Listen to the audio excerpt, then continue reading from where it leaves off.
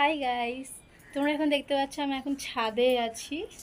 আর ছাদে একটু কাজকর্ম হচ্ছে। তোমরা হয়তো আমার একটা ফুল ব্লগ দেখেছো যে আমার চ্যানেলে, যে আমার বাড়িতে কাজ হচ্ছিলো বলে আমি চলে গেছিলাম মানে হাওড়া বাড়িতে। আর হঠাৎ করে গেছিলাম মমের বাড়িতে।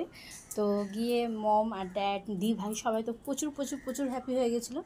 তো সেই দিনকারে যখন মম আর দি ভাই যখন ঘুরতে যাই আমি, তখন মামাকে বললাম একটা জুতো কিনে দিতে। তো মামা আমাকে জুতো কিনে দিয়েছিলো, সেটা তোমাদেরকে দেখানো হয়নি। তো চলো তোমাদেরকে আমি দেখাই জুতো, তোমরা কিন্তু অবশ্যই কমেন্টটা করো, ঠিক আছে? তো চলো তোমাদের দেখাচ্ছি। দেখো এই যে জুতোটা, এই যে খুব কিউট একটা জুতো।